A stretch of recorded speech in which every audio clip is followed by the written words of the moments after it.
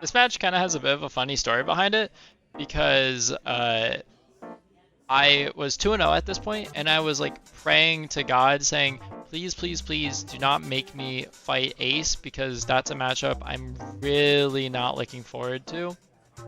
And as you can see, it happened anyways. So either God is dead or he doesn't want to answer my prayers specifically. I've always been agnostic, low-key. Like I don't know if there's something up there. There could be, but I low-key got bigger fish.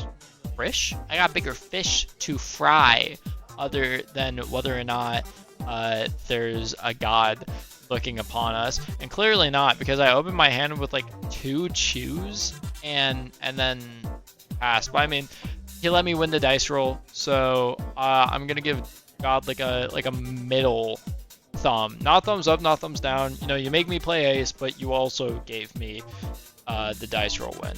So if there's like a karma system like the ones that like every single game from the 2010s had, like I don't know, Dishonored, and what's the one where you had like lightning powers? Wasn't that like a PlayStation exclusive? What was it? The only game coming to mind is Indivisible, but that's the indie game by the Skullgirls devs, or at least by the Skullgirls like artists. It has the same art style. I don't know if that's like Alex Ahad, who's like the art director, or if it's Mike Z, who's the pedophile. But that game's been sitting in my Steam library for a few months. I need to get around to playing it. I finally have a 5k body in my hand, but I don't have any Dawn to do anything with it. So from here, I think I just pitched 2 cards from my hand. Not 2. I pitched a card from my hand to give 2 Rested Dawn to my lead. And seeing as my opponent swung 9k with their leader on their second turn, not seeing any kind of searcher turn 1 or turn 2, he's probably a little bricked up, so it's easy. Well, okay, I don't want to know if my opponent is bricked up or not. That's gross. But he looks at his hand here, and then I think he decides on taking the hit. You have the Dawn to add to your leader anyways, so it's not that bad. Yeah. Draw 2. So I think at this point, he should have like 9 cards in his hand starting this turn, like including the draw from the beginning of the turn. He got really greedy throughout this whole match, and that was the biggest tool that I used to go as aggro as I can. Gleaning just any amount of information from your opponent's early plays, from anything from how they use their Dawn to what they draw, to how they go about hits. Like I took this hit because I had hella cards in hand I think I wanted to use, because I had that Watatsumi, and I wasn't planning on playing Fisher Tiger just yet. This dude has what, like 9 cards in his hand, and then he just did a search, draws that 10 beard. Probably the biggest problem in this matchup, just because it's so hard for me to beat over that. So even if I attach a bunch of Dawn to a big body, sometimes just having that like a blocker or 2 and then a bunch of cards in hand can just completely throw off my game plan. So he does a bit more filtering here, and that kind of like sets in my mind, okay, I'm going to putting the heck out of this guy. It leaves 2 Dawn open, but there's no like counter cards that I'm thinking of. The closest would be like Radical Beam, but I don't even think he runs any in his deck.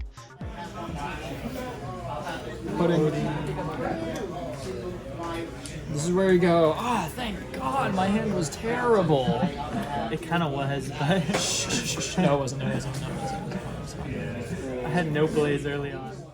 That's that's like the metagaming that comes from going to your locals. Like, part of my deck building was influenced by the decks I expected to see at my locals. I knew there was hella Boa players, so that's why I wanted to tech in more of the 4-cost Law than Jozu. Partially because Jozu, I think, is a more expensive card, and like I only had 2, so I didn't feel like trying to find more. But also, No, when it comes to going on offense, the biggest problem when fighting Boa is that 4-cost Hancock, because that's a 6k blocker, and if I swing over it, then that's a life card added to my hand, and I hate it, and I really, really hate it. Similarly, Marco's a big problem because that turns a swing into a draw 3. At this point in the game, getting that pudding against Ace, sending him down from a filtered hand to 4 cards, or to 5 cards. I don't know where I got 4 from. I guess it's because pudding costs 4 Dawn. So then from here, after he only has like 5 cards in hand, I pitch a card, add 2, and then Dawn up to hit him with a 9k swing. Similarly to what I did at the beginning of the game, having him at such a comparatively weak position as to what he could be, just going for a swing that's threatening enough for him to take that life is insanely important for making progress, especially considering I don't have a 7k body on the turn, and it's going on turn 4 because it's his turn now. Like I mentioned earlier, I'm not sure if I mentioned this earlier actually. I have it in my notes at least. Jozu and Jinbe, or not Jozu and Jinbe, Jesus. Let me get that up. Jozu and Fisher Tiger are definitely the most important cards to look for in this matchup in my opinion, because having those 7k bodies to be able to hit him without dawning up, that's the scariest part about this matchup, is having to give some kind of resource just to hit Ace at all. Even if I have a 5k body, that's still 1 Dawn, and the next up I have are my 6-cost 7ks. My 3k bodies, Arlong and Shu, they've been sitting here since the start of the game, doing nothing but might as well have just been jerking off the whole time. He adds Cavendish to his hand, which I think he does play this turn, just so that he can also try to get some of that tempo back and refilter his hand. Cavendish's draw 2, trash 1 is just really, really good. I think I do counter out of this swing here, because I plan on using Fisher Tiger next turn. Having too many cards when using Fisher Tiger can be really annoying, because then you just have to discard a bunch of cards in your hand just to go down to 5. So having 8 cards after the draw 3 is just really nice, because you can pitch 3, filter your hand down to what you want, or like your opponent's next turn and your next turn, and typically that sets you up perfectly for like an 8-cost Jinbe turn. Against decks that have a little bit worse defenses, that's usually the 8 Dawn to 10 Durn. 10 Dawn turn. I've been like combining my words and my thoughts so much. I don't know if it's just because it's late by the time that I'm recording this. I jotted down a bunch of notes earlier today while I was at a library, and then I'm only recording it now. It's like 9:30 at the time of recording, and I'm like only alive off of a Dr. Pepper. I think after I drop, I love Dr. Pepper. I feel like a Quirk Chungus because I'm like, oh wow, look at me, I'm drinking my Dr. Pepper, and I Quirk, like, I don't want to be a Quirk Chungus. Yeah, so I'm at 7 cards after I use Fisher Tiger, and that's enough to just like give 4 Dawn to my leader from leader effect, and then give 2 open. And he's still not really in a great position. He uses that Ezo effect, that on attacking, or not, on opponent's effect, and tries to filter his hand a little bit more, but he ultimately does decide to take this hit, and that's the perfect setup. Against Jinbe, you really gotta hedge your bets, because him being able to make so much use of his rested Dawn can really make playing defense unpredictable, which I think makes Jinbe pretty unique in this meta. I feel like a lot of decks are pretty cut and dry when it comes to what to expect out of their offenses. Obviously, there's still room for skill expression and all that. I don't think OP14 is like a cooked and solved meta I've made my opinions on OP13 very clear, and I just like when matches don't end up feeling the same. That's why I do like Jinbe and Bonnie, because even though they have some pretty clear lines, like I was describing earlier, using Fisher Tiger to fix your hand and set up for the 8-cost Jinbe on 10 Dawn, it's still not guaranteed what you're gonna do. Because on my 6 Dawn turn, I used Pudding, and then 8 Dawn I played Fisher Tiger, and I wasn't completely locked into playing 8-cost Jinbe next turn, because I was thinking I would use Red Rock, because I was holding on to another Red Rock, which also made my opponent very, very paranoid. He saw me pitch one, which convinced him that I had another, which is completely true. I don't bluff in One Piece about ever. I never leave Dawn up if I don't have the counter. And I really hope people at my LGS see this, so now they think, oh, well, they have the Dawn up, so they have the counter event, and then I start bluffing. This is how I mind game people, and this is how I continue to metagame, because I don't see myself going to Nationals anytime soon. I think I literally call him stupid for thinking I have a Red Rock in my hand. But he's definitely right. It was definitely good decision making on his part to try to play around Red Rock that I had. Paying attention to what your opponent discards is almost as important as paying attention to what they play and what they draw of like searches. Because that gives you a lot of information about what they value at that moment. If your opponent willingly uses a 2k counter or gets rid of one, then that tells you a lot about what they have in their hand, and then you can try to hit them uncomfortably for like a 5k or a 7k swing. Well, I guess in the case of a 6k or an 8k swing, to really try to force out those 2ks and then something else. Because if you can get 2ks off like a 7k swing, again, provided it's against a 5k body. Like getting out 2ks when they could have used a 2k 1k, it's a beautiful feeling. It makes me feel special things that I don't think I can say on YouTube. But if you want to know what the feeling is like, it's kind of like heroin. Anyways, this bitch fucking uses sorry, I shouldn't call people bitches. It's misogynistic language, and it's not okay. It has no place in our society. It's a very kind young man. Okay, well, I wouldn't say young. This very kind man put 2 Marcos on the field, so that kind of disrupts what I want to do. I end up playing an 8-cost Jinbe to bounce one of the Marcos back to his hand, but I know I don't really have the resources to be able to bounce both of them or effectively clear both of them, because I know the turn after he might be able to go more aggro or go into defense. So I make the decision to play... Oh, I already said that I play 8-cost Jinbe. Why is it taking me so? I was really thinking about this. Because he didn't have so many cards in hand, but I knew that I'd have to attack one of the Marcos, and that'd be a guaranteed draw 3. So knowing that, I tried to think, okay, well, what will my opponent have for the next turn? So the entire time I spent planning here isn't slow playing, I swear to God, I'm just thinking 2 turns ahead. Because I'm a thinker like that. I'm an innovator. And if anyone ever tries to accuse me of slow playing, I'll blow them up with my mind. Not even with my mind, it's with my cool fucking eye lasers.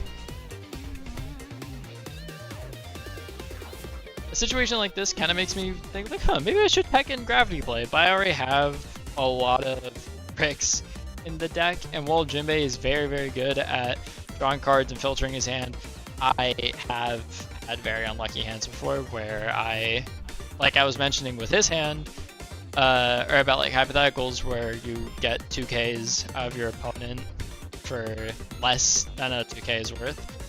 I've had to be on the receiving end of that, which is why I think I prioritize that sort of thing so much. Especially playing Bonnie, I'm so used to playing control. I've been a green Bonnie main for like a year. I used her at a winner box just now, and I performed like ass. So I'm gonna try to play a bit more Jinbe, because I think that'll get me in a funk. I need to learn how to aggro out, because I definitely know how to control the board. And I'm using Jinbe as a way to like start making friends. Because imagine you like are talking to other like card game players and you're like, oh yeah, I like resting my opponent's cards on their turn. They look at you like you killed their dog. And especially on like Friday Night Magic, you know, you walk out and you're at the commander table. You're like, hey guys, I'm playing the Stacks deck, and everyone looks at you like you just walk out of rehab and then stuffed your face full of cocaine. Like, I get it. You want to play your cool aggro or your cool combo deck or whatever the Friday Night Magic. Maybe they don't even want that. Maybe they just want synergy swap where it's like, I play this card and it lets me get a +1/+1 counter, and they're like, oh, I don't know what Magic players are actually like. I just know from like stereotypes from like YouTube shorts from Tolarian Community College. I don't know anything. That's a lie. I'm the smartest person ever. How long does it take for me to decide to play ACOS Jinbe? I was just thinking. I think part of me was just getting scared. What if he tried to aggro out? So Don't do math. Just swing. I was using all of this time to think about whether or not I had lethal this turn. I eventually came to the decision that he had no way to effectively deal with me on his next turn. Since I'm able to get rid of his blockers, or at least get rid of one of his blockers and then force him to use another, that severely cripples his board state next turn, because if he wants to keep playing defensively, he's going to have to spend all of his resources doing that instead of actually like putting pressure onto my board or onto my life. And even then, he doesn't have the presence to start putting pressure onto my life right now. If he uses something like Red Rock and then tries to dawn up on Cavendish and his leader, I can easily take those hits. And then that doesn't leave him any defensive resources to do anything about me just completely dawning up on my leader and just trying to kill him as hard as I can. Especially if I have something like Koala in my hand where I can like pitch that and then give my leader 2k, and then that creates 2 Rested Dawn, so I can pitch a card from my hand to give him that 2 Rested Dawn. That's plus 4k off of 1 card. Well, I guess off of 2 cards technically, but then I still have the other 8 Dawn to use. So even with just 2 cards in hand, if one of them is something like Koala, then that's instantly a lot more value. Same goes for Perfume Femur, because that creates 2 Rested Dawn and it also gives me plus 2k. So you can get really, really creative with how you use like Dawn with Jinbe. That's kind of why I like him so much. Did I play the alt art? Nah, it's the base art. I did get an alt art. I like traded it because I pulled the Luffy searcher from OP14, which definitely feels like an unfair trade. I mean, I guess like the in my favor, because card economy wise, I know the Luffy is worth more. That's all fucking nonsense anyways. I hate the market price of so many cards because it's horseshit. A card's worth is its sentimental value, and Jinbe means a lot to me. Not only because he's blue and he's funny, but because I like the deck.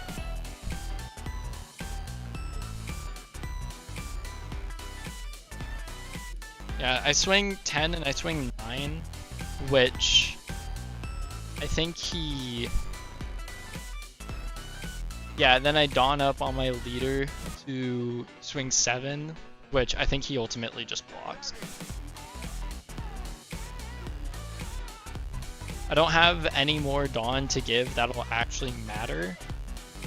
Because, what? I dawn up on Chu or Arlong, and I swing a fat 7k that he pitches literally anything in his hand to get out of.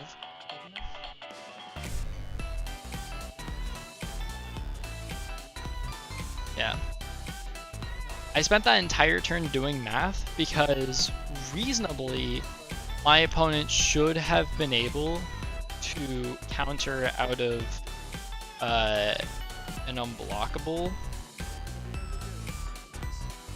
So I spent that whole turn just kind of preparing myself to be in a good enough position to win the next turn. I feel like I'm kind of repeating myself here, but I'm also just stalling for time because I can't believe I spent all that time doing math.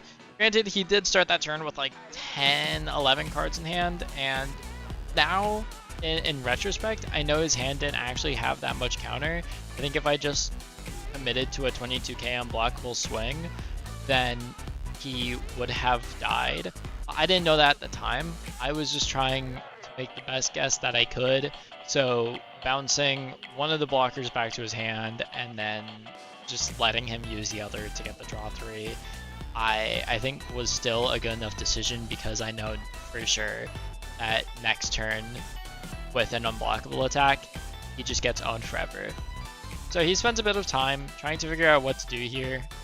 Maybe he's kind of given up mentally, but still gotta stick it out. He pays the 8 down for I am Whitebeard.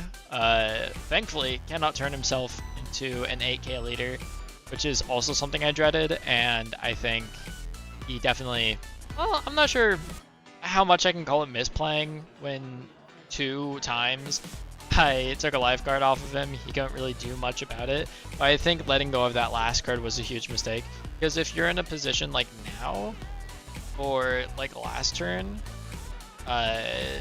he really could have used that extra life card, because right now he could put himself at 8k, and then even if I try to go for an unblockable attack, go for 22k, there's still the slightest chance that he makes out, especially because you draw 1 off of I mean, it's like a draw 3 trash 1 if you add the life card. I think I just scratched my mic.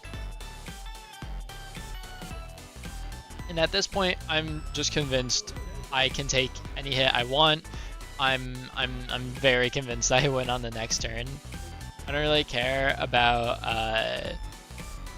any swings to my face at this point, because that's just more cards to pitch for Rested Dawn.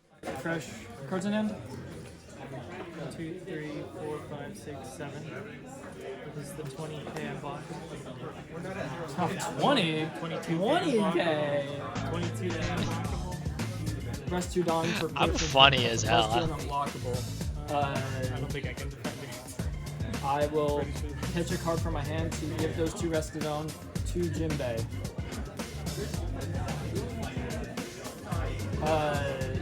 And then that's +4, so that's 14. I'll use this 8 remaining Dawn to swing 22 unblockable at your face.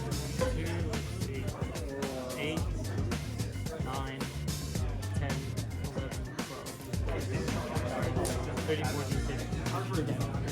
Oh my god, I was so fucking scared. Yeah, that's what we call beast mode. In the industry, we call that beast mode. Yeah. This video sucked ass. If you want to see more, give me $50 million, give me 50 million likes, give me 50 million comments, boost me in the algorithm. This is going on a slop channel. If I ever make scripted content, it's far from here. This is where I'm gonna post bullshit, just straight bullshit.